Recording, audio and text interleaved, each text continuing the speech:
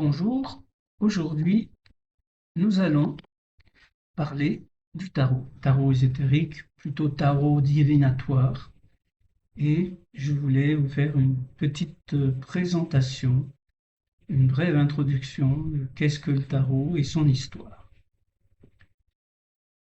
Qu'est-ce que le tarot donc? C'est un jeu de 68 cartes, comme tout le monde connaît, avec 22 cartes arcanes majeures et 56 mineures. Rappelez qu'il ne s'agit pas de voyance, en tout cas dans la façon dont moi je conçois euh, le tarot, c'est plus une aide à se connaître soi-même. D'ailleurs, j'ai trouvé une jolie phrase que j'ai mise ici: demain est la conséquence directe d'aujourd'hui. C'est-à-dire, ça fait penser au karma, à la relation, à cette loi de cause à effet. Ce que tu fais aujourd'hui a une répercussion demain. Donc, ça veut dire aussi que si tu te comprends, si tu te comprends toi-même, si tu te connais toi-même, ce sera plus facile de savoir ce que tu as à faire demain. Alors, on continue. Donc, tarot ésotérique, tarot initiatique, tarot psychologique, il y a beaucoup de dimensions dans le tarot. Le tarot nous aide à y voir plus clair dans notre situation actuelle, mais aussi dans notre inconscient, à trouver notre place, à savoir quelles sont nos véritables aspirations. Les cartes révèlent aussi des influences insoupçonnées. Si elles éclairent les zones d'ombre de notre inconscient et nous permettent ainsi de nous affirmer pleinement, il y a aussi ces cartes qui révèlent des influences extérieures. Et dans ce sens-là, ça a une dimension un petit peu magique, non? Ça sort du cadre individuel. Le tarot initiatique, justement. Le tarot, aussi j'ai marqué, vous aidera à découvrir qui vous êtes. C'est un peu les mêmes choses.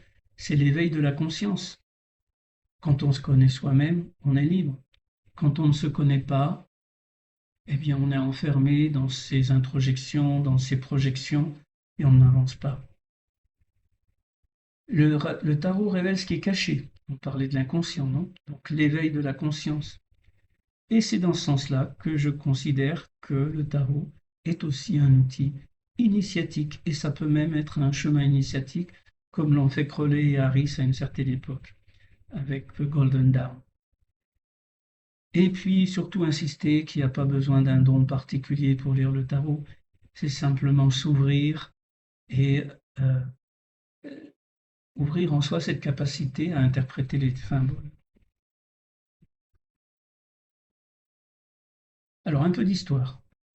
Alors déjà dire qu'il y a de nombreuses légendes et fantaisies qui entourent le tarot, mais avant cela, euh, donc les premières cartes de jeux, les jeux de cartes arrivèrent en Europe apparemment vers 1360 et étaient d'origine musulmane.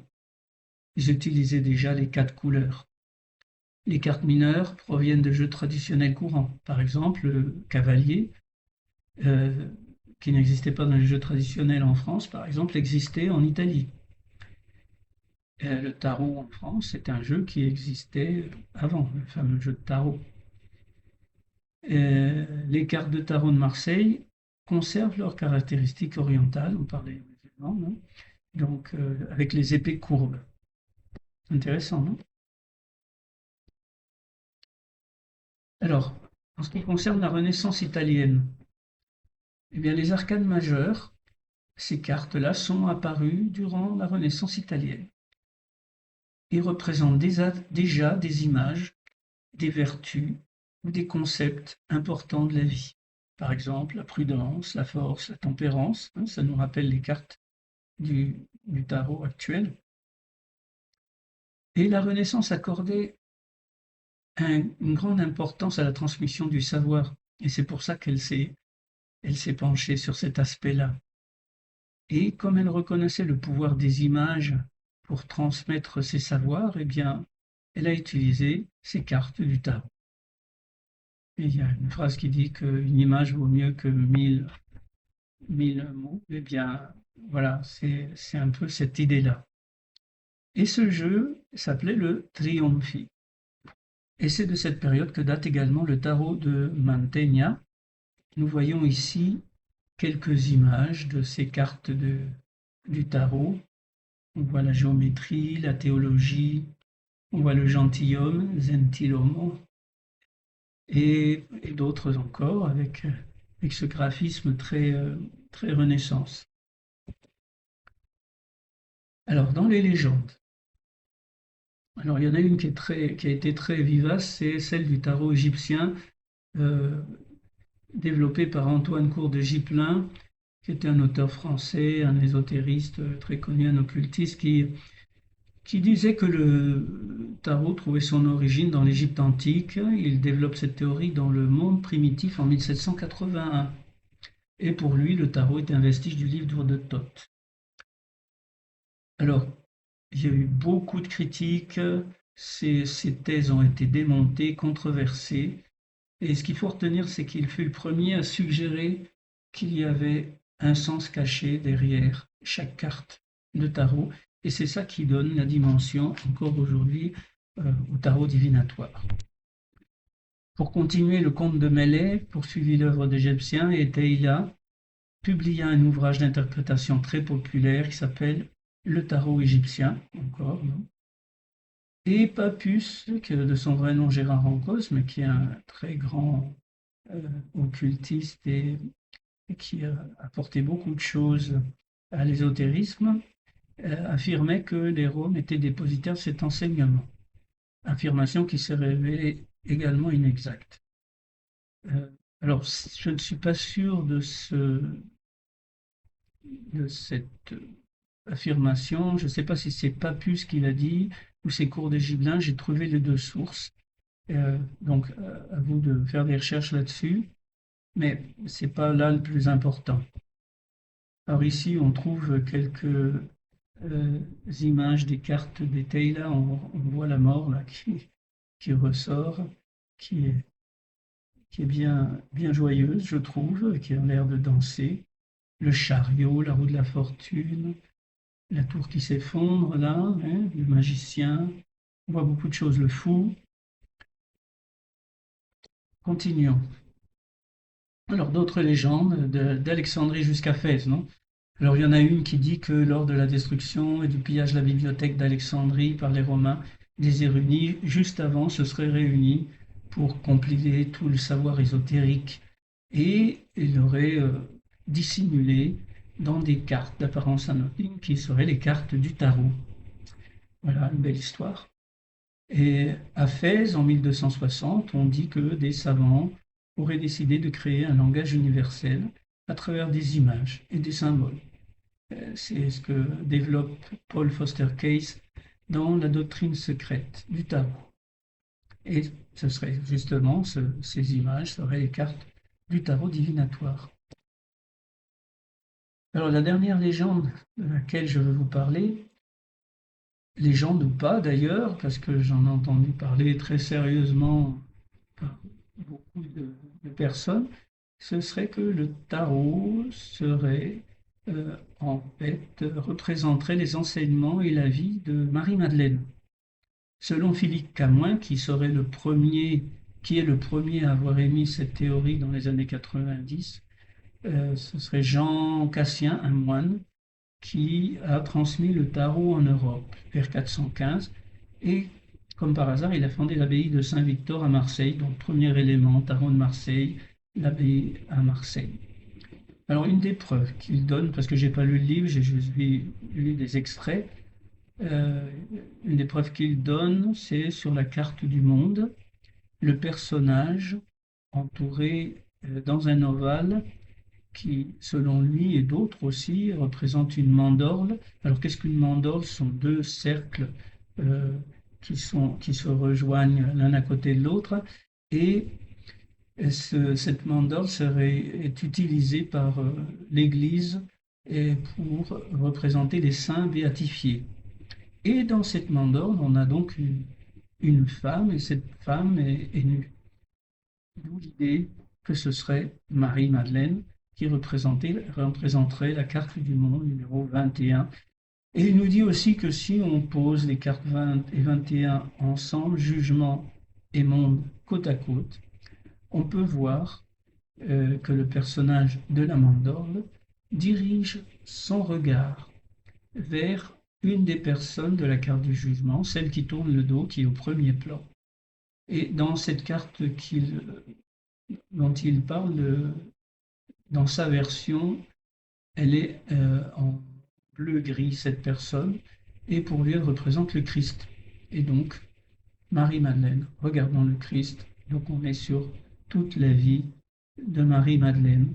Et il nous dit qu'il y a beaucoup d'autres éléments qui nous peuvent faire croire, qui peuvent nous faire croire que le tarot représente la vie de Marie-Madeleine. Intéressant, non? Mais ce qui est plus intéressant, c'est que le tarot est en fait un rituel, peut être considéré comme un rituel initiatique. Je dis rituel parce que Eliphas Lévy, euh, qui, qui popularisa l'ésotérisme en Europe, a écrit Dogmes et rituels de haute magie, et dans ce livre de rituels, en 1856, il donne une importance incroyable au tarot, à tel point que cet ouvrage inspira Kenneth Mackenzie, et il créa l'ordre de la Golden Dawn, c'est l'aube dorée, sur la base du tarot ésotérique, et celui-ci devient le fondement du tarot anglo-américain à partir des années 81. Maintenant, nous allons regarder quelques exemples de tarot.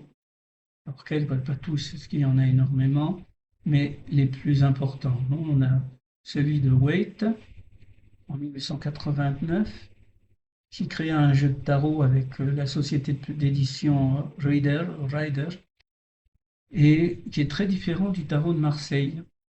Et ça s'appelait la clé illustrée du tarot.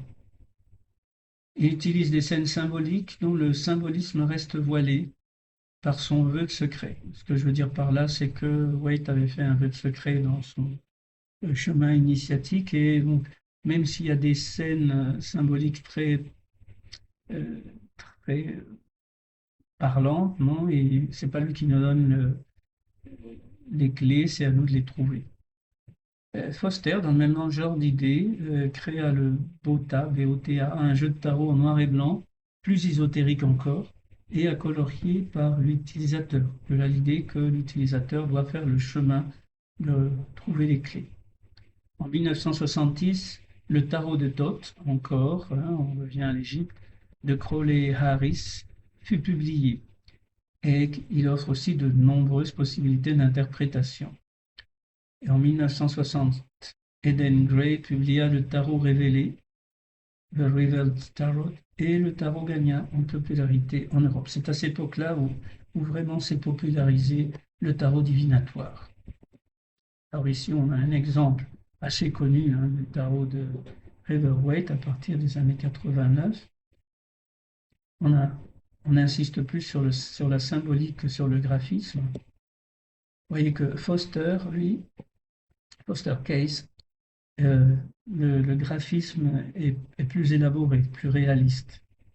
Mais il y a aussi beaucoup de symboles, non? Ici, on voit l'eau, la petite cascade, la colombe, la couronne, le sceptre avec la croix. Eden Gray, alors on voit le mat, non? Celui qui prend le chemin, qui est au bord du précipice avec le chien qui essaye de l'avertir, et lui, très léger, très insouciant, regarde vers le ciel. Un graphisme aussi un peu plus élaboré, très symbolique.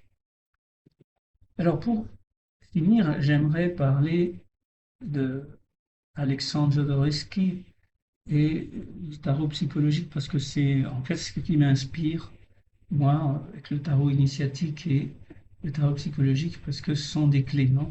Et il y a cette phrase qui m'a vraiment touché, et il nous dit là que lire le tarot, c'est présenter au consultant les arcanes transformées en miroir de son âme.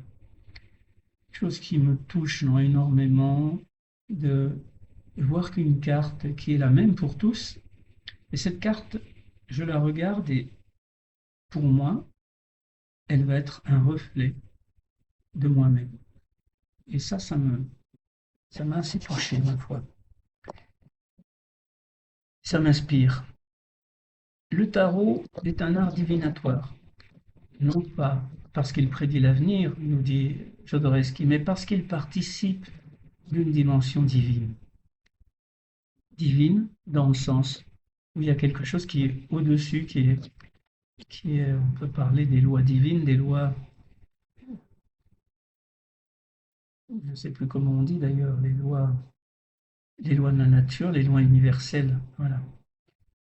Et c'est un petit peu cet aspect-là où on dépasse notre cadre identitaire et on va vers un aspect transcendantal. La signification des symboles, ça devient un outil psychologique aussi bien qu'initiatique d'ailleurs. Moi, je trouve que ça se ressemble énormément. Ça se rejoint. De connaissance de soi. Le tarologue, selon Jodorowsky, développe un état d'intention très fine, très proche de la transe. C'est-à-dire, il est dans un état de conscience et d'attention exacerbé. Il faut être très concentré pour pouvoir être réceptif, aussi bien quand on est psychologue que quand on fait la lecture de tarot ou quand on cherche à aider quelqu'un, à ces petits signes qui vont nous permettre d'aller un petit peu plus loin. Le tarologue donc devient un miroir pour le consultant, sans essayer de le manipuler, ce qu'on trouve malheureusement quelquefois, sans s'ériger en maître, ça on le trouve souvent, et sans diriger non plus. Il structure la lecture de manière à ce qu'elle vienne du consultant. Et ainsi, cela lui permet d'éclairer directement son inconscient. C'est pas le psychologue, c'est pas le lecteur de tarot, le tarologue qui dit ce qui arrive, mais c'est on aide le patient à trouver ses propres réponses.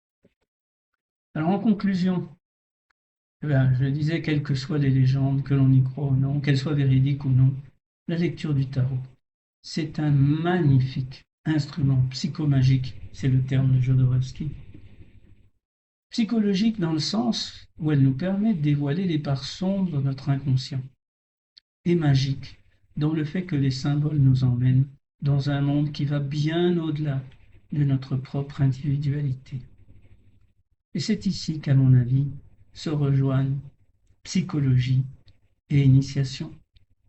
Car quand on passe de la connaissance de soi-même à celle de notre être, nous rentrons dans une dimension qui est transcendantale et qui va bien au-delà de nous-mêmes.